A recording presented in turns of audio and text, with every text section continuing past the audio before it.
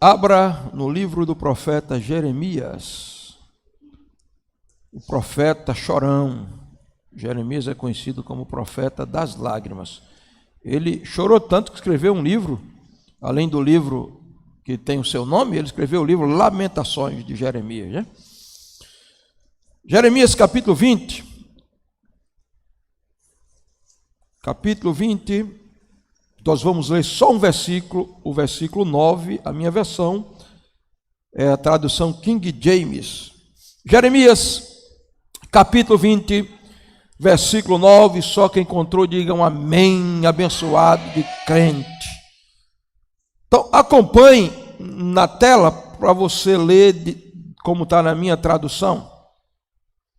Contudo, se eu disser, não mencionarei mais, não mencionarei, nem mais falarei em seu nome, é como se um fogo ardesse em meu coração, um fogo dentro de mim.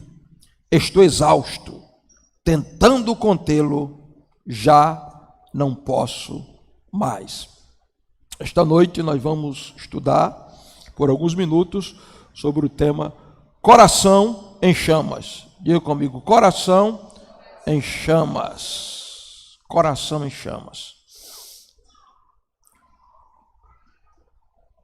Meus queridos, Jeremias foi um dos chamados profetas maiores.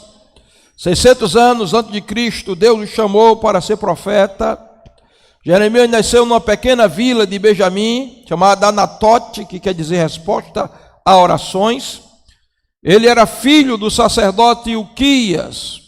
Certamente ele ouviu das histórias dos profetas contemporâneos, como Amós, o profeta boiadeiro, Isaías, o profeta aristocrata, Ezequiel, o profeta das visões. Ele foi contemporâneo desses profetas. E eu creio que o sonho do pai de Jeremias é que ele fosse sucessor na linhagem sacerdotal. Ele era da tribo de Levi, então ele certamente nasceu debaixo de um decreto sacerdotal, de um manto sacerdotal. Mas naquela pequena vila, a 4 quilômetros ao norte de Jerusalém, a pequena vila de Anatote, Deus chama Jeremias para ser boca de Deus na terra, para ser profeta do Senhor.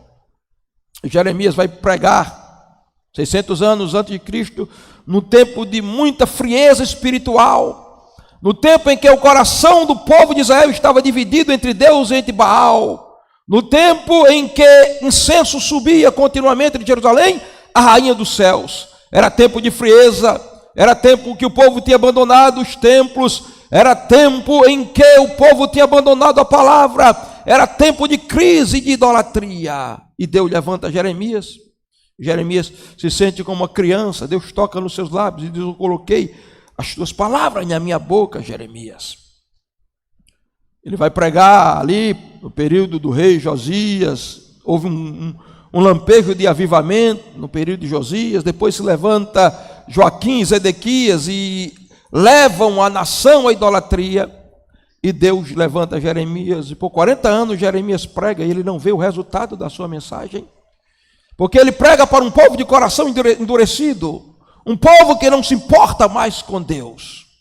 No contexto desse texto, Jeremias faz um ato profético. Ele pega uma botija, leva para a praça, denuncia a prostituição, o adultério, a idolatria, a apostasia, a frieza espiritual, porque profetas não são populares, profeta não tem mensagem de amaciar ego de ninguém, profeta coloca o dedo na ferida, e por causa disso há um levante muito grande.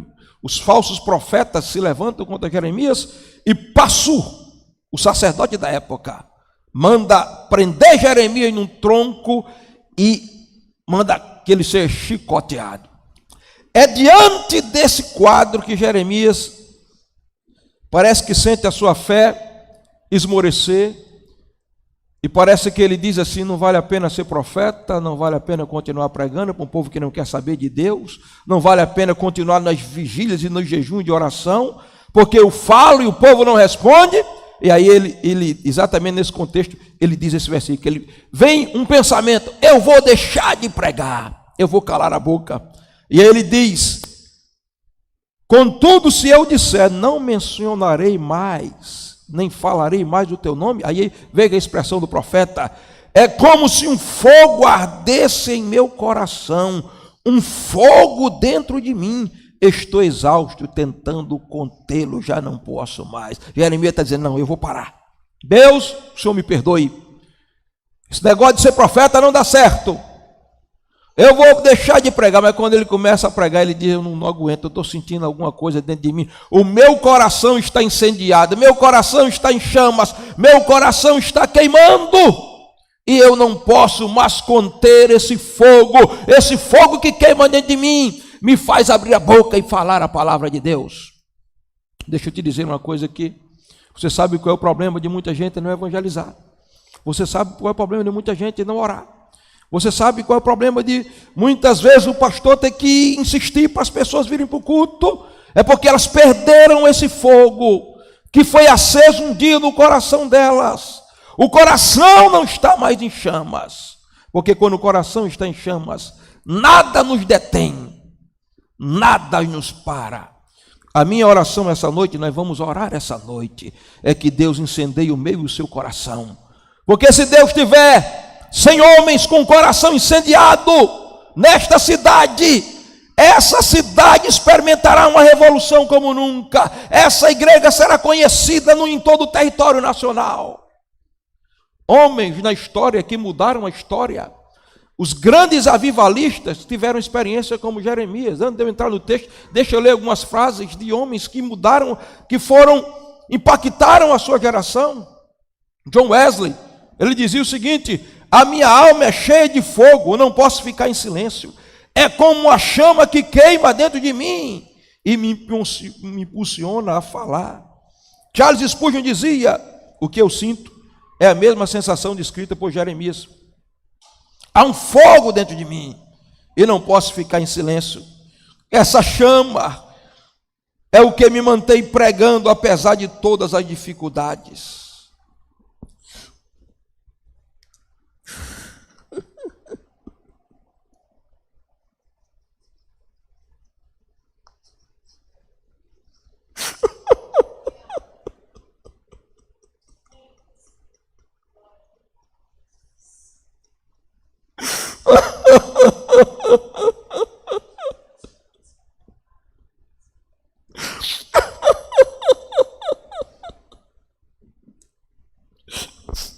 Eu estou sentindo esse fogo queimando no meu coração.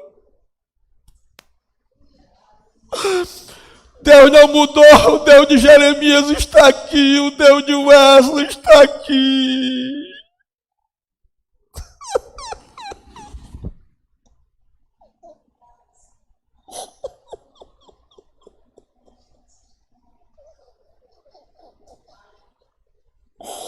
Essa noite, se você abrir o seu coração, o gelo vai ter que sair. Essa foi a minha oração nessa semana. Incendeia o meu coração, Jesus.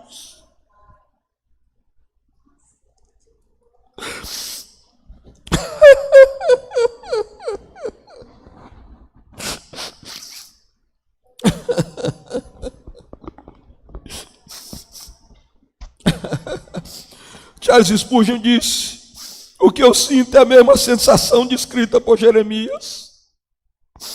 Há um fogo dentro de mim, eu não posso ficar em silêncio. Essa chama é o que me mantém pregando, apesar de todas as dificuldades.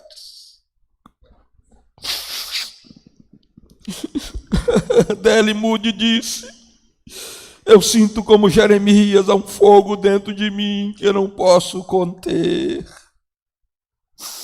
Quando eu não prego, sinto-me como se estivesse sufocando. Este fogo é o que me mantém indo, apesar das dificuldades e da oposição.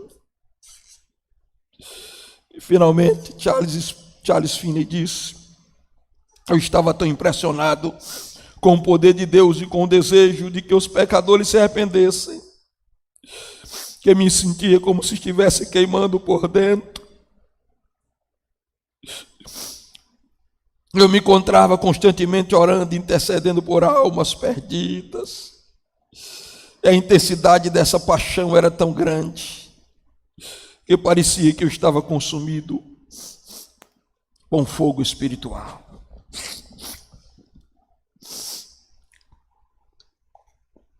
Queridos, Deus vai acender um fogo no nosso coração essa noite. Esse fogo que está apagado vai ser soprado pelo vento do Espírito essa noite e será aceso dentro de nós. Jeremias disse: há um fogo dentro de mim, eu não posso deixar de pregar, eu não posso deixar de orar, eu não posso deixar de orar, de adorar. A palavra fogo nesse texto é a palavra eixe, que quer dizer um fogo sobrenatural. O fogo que Jeremias está falando é aquele mesmo fogo que Deus enviou e que acendeu o altar, e que Deus disse: a chama no altar não pode se apagar. A palavra queimar nesse texto quer dizer consumir, está aceso. A palavra coração nesse texto quer dizer homem interior, mente, emoção e espírito. E a palavra ossos quer dizer essência, substância, estrutura. O que Jeremias estava dizendo: a minha mente está incendiada, as minhas emoções estão incendiadas, o meu corpo está incendiado, há um incêndio de Deus dentro de mim. É sobre isso que eu quero falar com você essa noite. Prepara o seu coração, há um ambiente de glória nesse lugar. Há uma atmosfera de avivamento nesse lugar essa noite.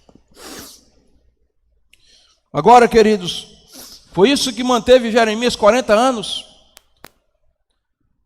sendo insultado, sendo desacreditado, preso, apanhando, e não parou de pregar. Porque se esse fogo estiver aceso, nós não ficaremos parados, nós nos moveremos. Que fogo é esse, pastor? Esse é o fogo do amor de Deus. Foi Salomão que falou desse fogo em Cantares capítulo 8 e versículo 6. Ele disse: esse amor, que é mais do que um amor humano, ele disse: essas chamas eternas, elas são como labaredas do Senhor. Agora, eu quero começar a falar com você que há um perigo muito grande. Primeiro tópico: há um perigo muito grande em esfriar o coração. Leia comigo: o perigo de esfriar o coração. Olhe para 3 pessoas, diga: o perigo de esfriar o coração. Pergunta para ele: como está o teu coração? As lágrimas vão denunciar. Pergunta para ele: quanto tempo você não chora? Diga: quanto tempo você não amanhece com desejo desesperado de orar? Pergunta a ele. Pergunta: quantas noites você não consegue dormir porque há uma chama dentro de você buscando, clamando por Deus, por Bíblia. Há um perigo muito grande do nosso coração esfriar. Eu quero começar no primeiro ponto mostrando para você o que esfria o coração, para a gente, antes de falar de coração incendiado, é ponto de número 1. Diga comigo: a iniquidade esfria o coração. Muitas pessoas estão com o coração gelado, uma pedra de gelo, porque a iniquidade entrou aí, e foi Jesus quem profetizou os dias que nós estamos vivendo. Jesus disse em Mateus 24 e 12: por se multiplicar a iniquidade, o amor de muitos esfriará. Você tem dúvida que a iniquidade se multiplicou, meu irmão? A insensibilidade dos seres humanos, os homens não têm sensibilidade mais uns com os outros. As pessoas assistem vídeo de uma pessoa sendo esquartejada no presídio, como se fosse a coisa mais natural do mundo. Eles não sentem nenhuma emoção negativa por isso. Nas grandes metrópoles, as pessoas passam pela rua e veem pessoas jogadas como animais, e elas passam insensíveis. Isso não os toca mais. Porque nós estamos vivendo no século da iniquidade, desde que do século XVIII, quando o advento do chamado iluminismo veio tomar conta do mundo, e a ciência começou a ser endeusada, e a mente do homem foi colocada no lugar do coração, e que a chamada teologia liberal disse que a Bíblia não é a palavra de Deus, que milagres não existem mais, a iniquidade se multiplicou. Se você for ver uma estatística da nação brasileira, você vai ver o nível de iniquidade, o nível de famílias destruídas, a revolução sexual, a indústria pornográfica, a institucionalização da imoralidade, a corrupção na própria linguagem, o chamado todes e todas, todos, eu não sei nem dizer isso aí, que isso é a linguagem de extraterrestre, a explosão do narcotráfico, a juventude afundada no atoleiro químico, a dissolução dos valores morais, a violência urbana, as cidades se tornaram campos de batalha e de sangue. Tudo isso é um sintoma de que a iniquidade explodiu.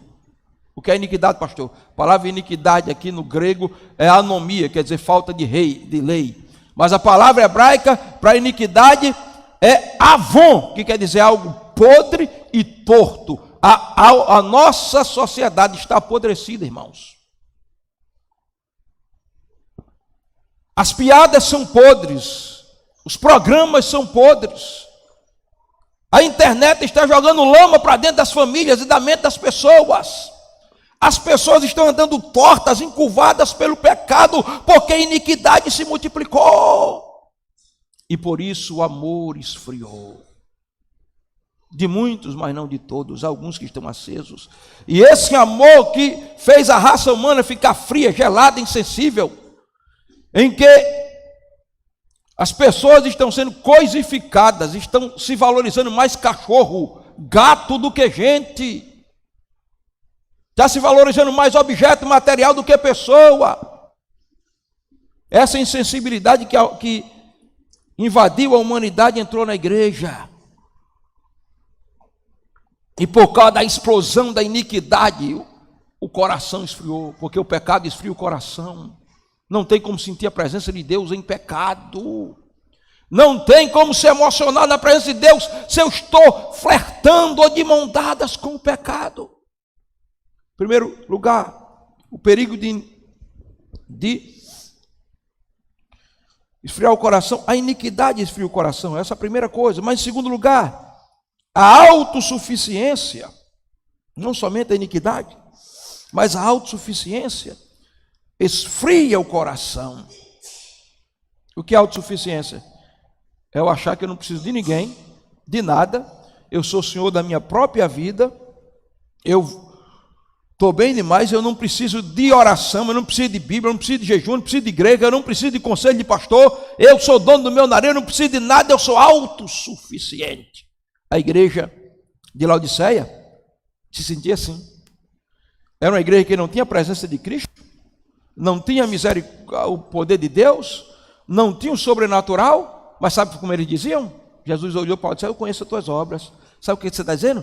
Eu sou rico, abastado, eu não tenho falta de nada, eu não preciso de ninguém exortando e dizendo o que eu preciso fazer.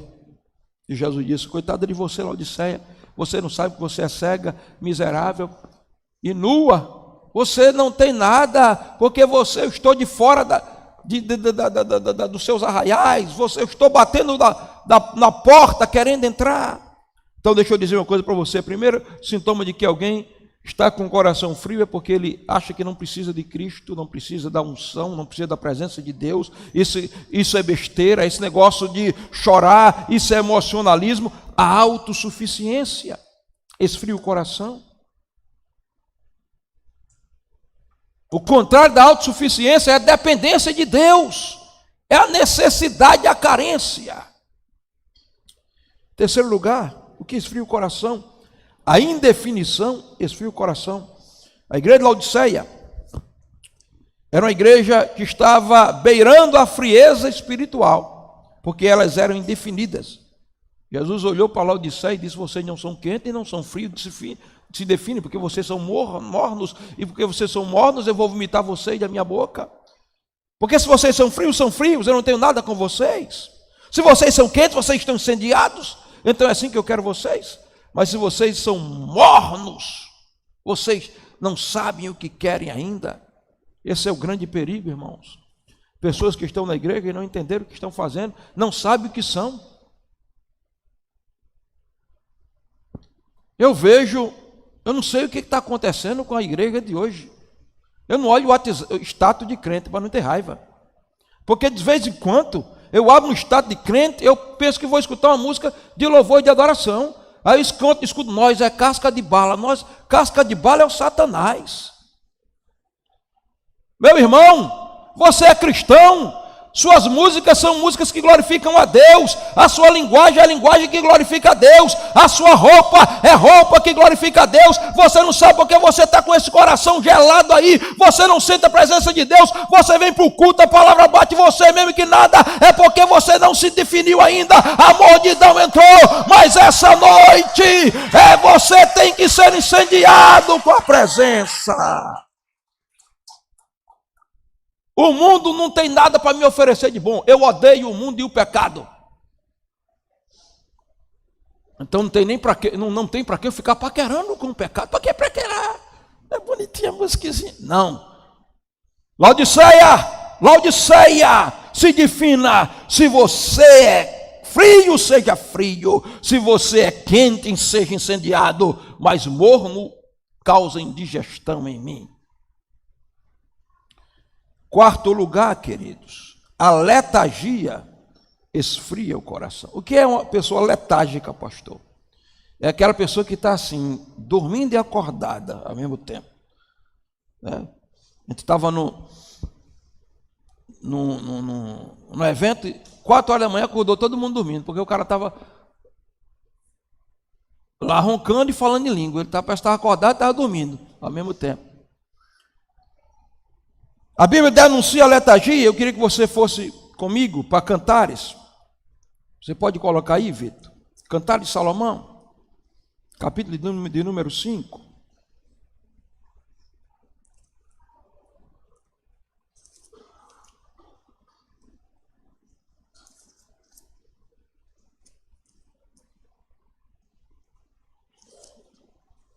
Capítulo de número 5, versículo de número 2. Eu estava quase adormecida, mas o meu coração vigiava. Como é que vigiava se estava quase adormecida? Eu nunca vi ninguém vigiar quase adormecendo.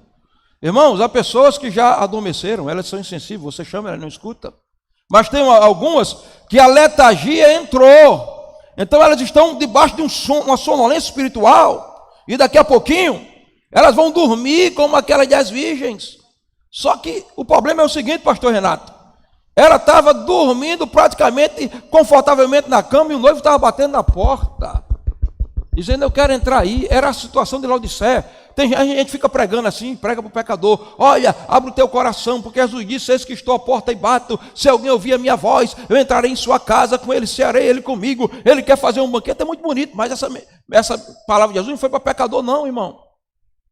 Essa palavra era para uma igreja que tinha colocado Jesus de fora dela, porque era indefinida, estava letárgica, adormecida. Paulo fundou a igreja de Éfeso, ou igreja avivada, poder e glória. Mas a igreja de Éfeso esfriou, perdeu a essência do avivamento e começou a se tornar letárgica. E Paulo escreveu a carta aos Efésios, o maior manual de batalha espiritual. E parece que eu vejo Paulo pensando assim, eu vou entrar lá em Éfeso, eu vou dar um grito lá, e Paulo, vou imaginar Paulo com o microfone facial desse meu entrando, e ele quer ouvir o barulho das lágrimas, das línguas, de poder, aquela unção que tinha na igreja de Éfeso, mas o que ele escuta é um barulho de gente roncando, dormindo. Aí Paulo diz, espera aí, eu vou já acordar esse povo. Aí Paulo se aproxima, olha assim, e diz, desperta tu que dorme, levanta-te dentre os mortos, e Cristo te esclarecerá. Ei, meu irmão, não seja como a igreja de Éfeso, uma igreja letárgica. Não seja essa noite a noiva que está deitada dormindo, porque o noivo está batendo na porta. Ele quer entrar aí para ter intimidade com você, para abraçar você, para beijar você. Ele quer que você sinta o calor dele. Então essa noite Deus está nos chamando para um despertamento espiritual. Coração frio, gelado, o noivo do lado de fora batendo na porta e ela dormindo. Por quê? Em quinto lugar, a inversão de valores esfria o coração. Olha por que ela não pulou da cama e foi abrir a porta para atender o noivo. Porque ela estava valorizando o que não era para ser valorizado. Ela estava priorizando o que não estava para ser priorizado. Veja aí o versículo 3 de Cantares, coloca aí, Vitor, de Cantares 5. Já despi a minha túnica, querido, terei de vesti-la novamente, já lavei os meus pés, terei de colocá-la sobre o chão de novo. Escute, meu irmão, o noivo, o marido dela está batendo na porta do lado de fora, está chovendo e ele está batendo, e ela está lá dentro. Você está aí na porta, meu querido, eu já lavei meus pés, vou sujar de novo, eu já vesti o meu pijama, a minha túnica, se eu sujar os pés, vou ter que tomar banho, aí eu vou ter que vestir a roupa de novo. É a inversão de valores, irmãos. Ei, meu irmão, o que é mais importante para você, o teu emprego ou a Bíblia? O que é mais importante para você, o teu lazer ou o culto? O que é mais importante para você, a tua Netflix ou a oração?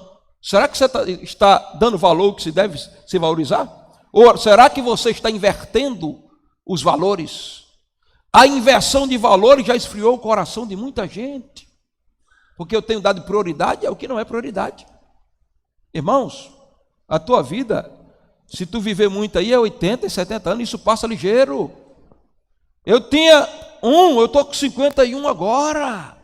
Daqui a pouco eu vou embora. Ei, há uma cidade, um Rio Grande do Norte para ganhar. Se eu ficar preocupado com meus pés e com a minha túnica, eu vou continuar nessa sonolência, sem ter experiência com Deus, sendo simplesmente um culto, um crente assistente de culto. Essa noite Deus quer dizer que Ele quer te falar contigo e dizer: eu quero que você tenha experiências comigo, que você entre em uma nova dimensão. Então vamos dar valor o que se deve dar valor. Chega de dar prioridade a minhas coisas, como se o reino de Deus fosse a última coisa que eu tenho que fazer. Deus não precisa do seu favor, meu irmão. Ele nem precisa e nem depende de você. Viver uma vida intensa com Deus é um privilégio, é uma bênção, e só quem ganha é você. A inversão de valores. Agora, sexto lugar, a indiferença esfria o coração. Veja que indiferença dessa noiva. O noivo está batendo na porta e ela está dizendo: meus pés, minha túnica, minhas coisas, a minha prioridade. Então, queridos, muitas vezes eu tenho sido indiferente ao chamado do Espírito Santo. O Espírito tem me chamado para o compromisso, para uma vida de oração, para uma vida de leitura da Bíblia, porque ser crente não é esse negócio de vir todo domingo, isso aí não é cristianismo, não é isso. Eu venho para o domingo, assisto aqui a pregação e volto para casa, aí passa a semana toda como se fosse tudo. Não, ser cristão é disciplina espiritual, é vida com Deus, é crescimento espiritual. Mas o grande problema é a indiferença. Que dureza de coração daquela noiva deitada enquanto o noivo está na chuva.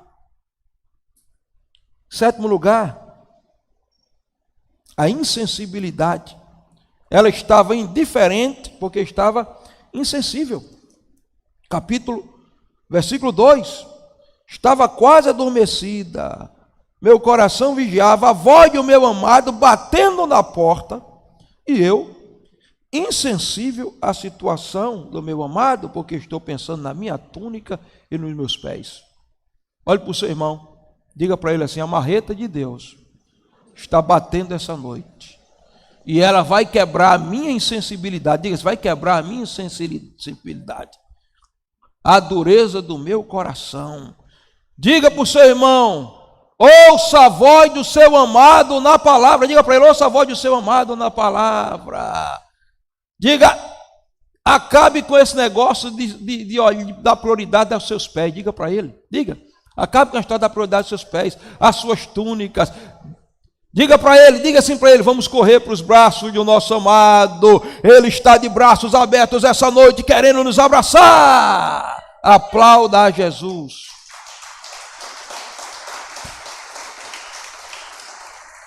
Segundo e último tópico, nós já vimos o que esfria o coração. Mas o que eu quero, na verdade, é um coração em chamas como o de Jeremias. O que eu quero é um coração em chamas como o de John Wesley. O que eu quero é um coração em chamas como o de Charles Finney. O que eu quero é um coração em chamas como o coração de Jesus, de Paulo. O que eu quero é um coração em chamas como o coração de uma igreja que fez a diferença no dia de Jerusalém. E como é que eu vou reacender a chama do meu coração? Aí eu quero que você vá para Apocalipse, capítulo 2, que eu vou te dar os passos hoje. E hoje nós vamos clamar a Deus para que essa chama seja reacesa de novo. Ponto de número 1, como reacender a chama do coração. Em primeiro lugar, volte ao primeiro amor. Diga comigo: volte ao primeiro amor. Apocalipse capítulo 2, verso 1. Presta atenção que Jesus disse à igreja de Éfeso, a igreja que era apaixonada e depois perdeu a paixão. Ao anjo da igreja em Éfeso escreve: assim declara aquele que tem as 7 estrelas na mão direita e no meio dos 7 candeeiros de ouro. Verso 2: conheço as tuas obras. Diga comigo: conheço. Diga: conheço. A palavra grega aqui é ido, quer dizer presto atenção. Meu irmão, Jesus está prestando atenção em você. Você pensa que ele não está? Ele presta atenção a você lá na sua cozinha. Ele presta atenção a você lá no seu trabalho. Ele presta atenção a você aqui no culto. Ele presta atenção quando você sai daqui e vai lá para baixo conversar na hora do culto. Ele presta atenção no seu comportamento. Agora veja, depois que ele diz, e ele faz alguns elogios àquela igreja, a igreja ainda estava trabalhando, a igreja ainda estava doutrinariamente sadia, mas depois que ele diz: eu presto atenção, eu conheço as tuas obras. No verso 4, olha o que ele diz: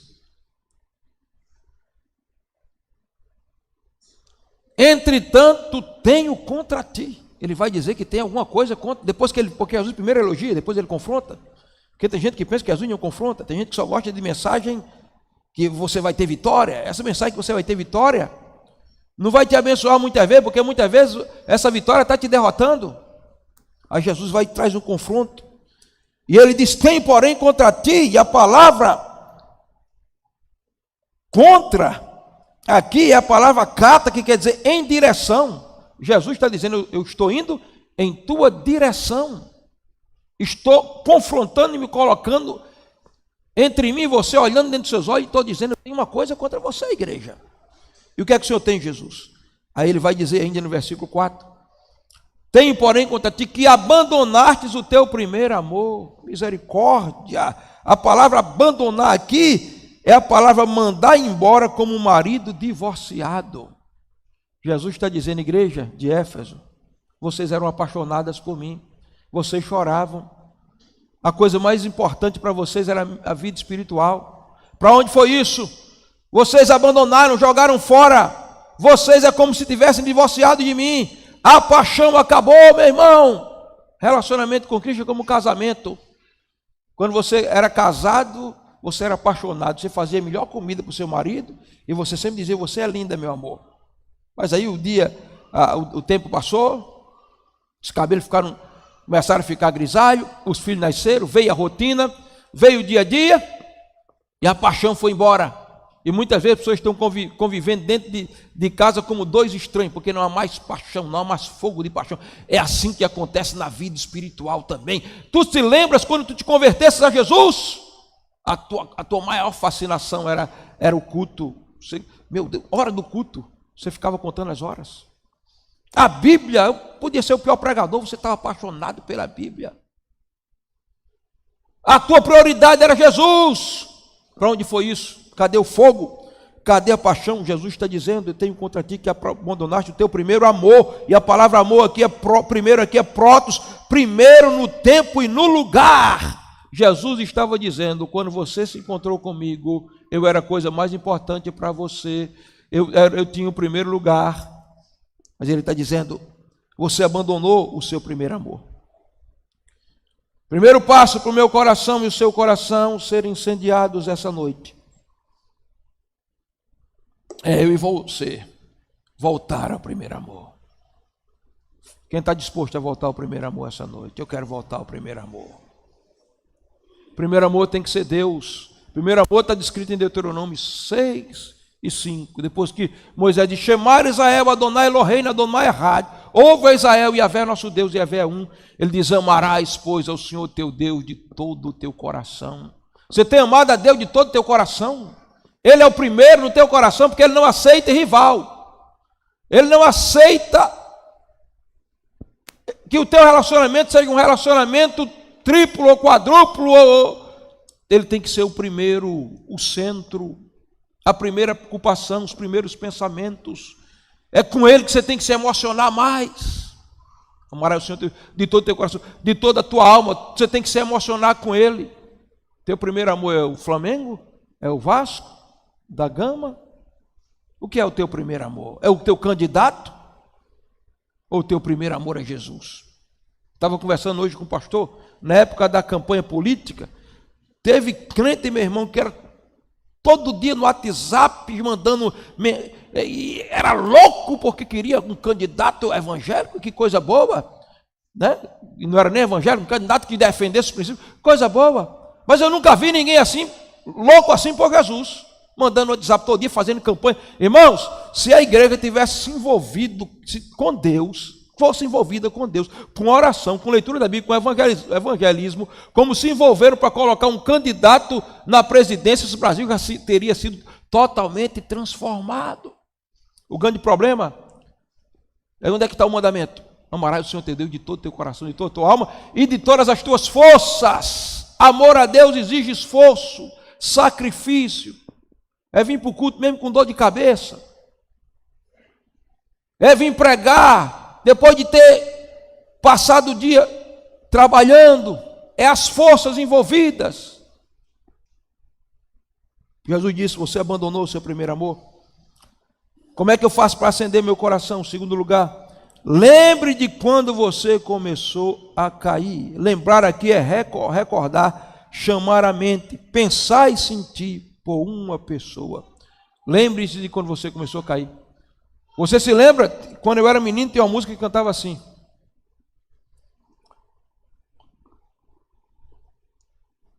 então clamei com grande fervor: ó Senhor Jesus, dai meu primeiro amor.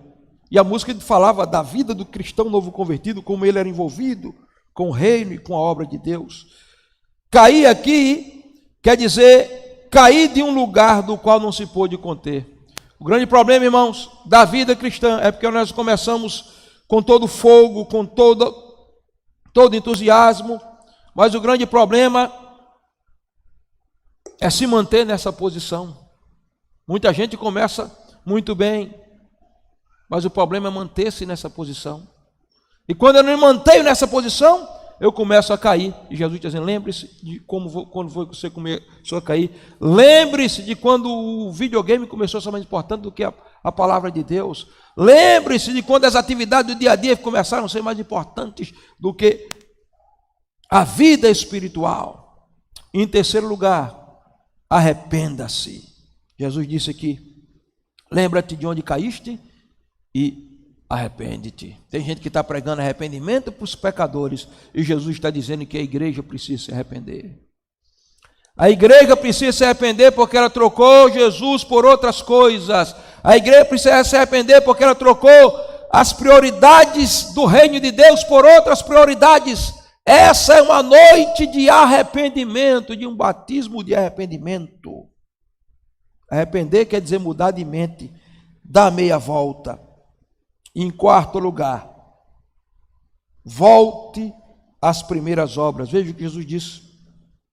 Lembra-te onde caíste, arrepende-te e volta a praticar as primeiras obras. Quais são as primeiras obras, pastor? Veja comigo, deixa eu mostrar para você as primeiras obras. Eu estou falando para você como incendiar o teu coração novamente essa noite. 1 Tessalonicenses, capítulo 5. Olha aí quais são as primeiras obras. Versículo 17. Orai sem cessar. Faça da oração a sua prioridade. Ore de manhã, ore à tarde, ore ao meio-dia. Faça da oração um estilo de vida. Ore quando estiver tomando banho. Ore quando estiver colocando a chaleira no fogo, a chaleira fervendo, e você dizendo: faz ferver no meu coração como essa chaleira. Limpando a vidraça, dizendo: limpa a minha vida para que ela brilhe o brilho da glória de Deus. Varrendo a casa e cantando louvores. Primeiras obras, orai sem cessar. Verso 18: em tudo dai graças quando eu oro sem cessar. Então, em vez de eu me tornar um murmurador, porque uma das coisas que enfria o coração é a murmuração, eu começo então a ser grato a Deus. Aí Paulo diz no versículo 19: não apagueis o espírito, o coração incendiado, o espírito incendiado, a chama do Espírito Santo em mim. Depois ele diz: não desprezeis as profecias, a palavra de Deus, afastai-vos de toda espécie de mal. O que é primeiras obras, pastor? É como a igreja começou: a oração, a leitura da palavra, o jejum, a vida com Deus. Jesus está dizendo: volte às primeiras obras. Por quê, pastor? E aqui eu termino. Porque se eu não voltar ao primeiro amor, eu corro um grande perigo. O perigo de não voltar ao primeiro amor, ou de não ter o coração incendiado. Que perigo é esse, pastor? Veja Apocalipse capítulo 2, no próprio versículo 5. Veja o que é que Jesus disse. Lembra-te de onde caíste e arrepende-se e volta a praticar as primeiras obras, porquanto se não te arrependeres, em breve virei contra ti e removerei o teu candeeiro. Candeeiro é uma figura da igreja. O candelabro que produz três coisas: luz, fogo e calor. Jesus está dizendo: se você não voltar ao primeiro amor, se o teu coração continuar a ser frio, você vai perder a luz, o testemunho. Todo mundo vai olhar e vai dizer: aquilo é uma candeeira acesa, aquilo não tem nada de Jesus, não vê Jesus na vida dele. Você vai perder o fogo, você vai perder a presença de Deus, você vai perder o calor, você vai perder a unção. Se não voltarmos ao primeiro amor, Jesus está dizendo: seremos uma igreja sem influência, estaremos ainda na cidade, mas estaremos fazendo de conta que somos igreja sem ser, porque não causaremos impacto e nem influência nenhuma na cidade. Interessante que Jesus está dizendo: eu virei contra ti, removerei o teu castiçal. A palavra aqui é: eu vou sair de um lugar para outro. Ele está dizendo: eu vou sair do céu e vou vir aqui, somente fazer uma coisa: remover você do seu lugar. Diga misericórdia. E eu termino essa mensagem essa noite lendo com você, Vitor. Coloca a conclusão. Fica de pé, o Ministério Louvor aqui. Fica de pé.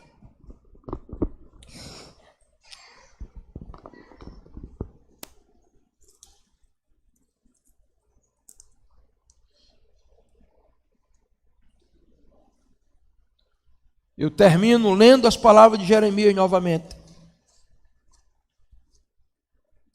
Jeremias disse: contudo, se eu disser não mencionarei, nem falarei mais em teu nome, é como se um fogo ardesse em meu coração, um fogo dentro de mim. Estou exausto tentando contê-lo já não posso mais. Agora vamos orar. Vamos falar, vamos gritar essa frase aqui, todo mundo junto. Diga assim comigo: incendeia, Senhor, meu coração. Olhe para esse coração aí. É assim que teu coração tem que estar incendiado, pulsando. Bota o som aí, Vitor. Tem um som?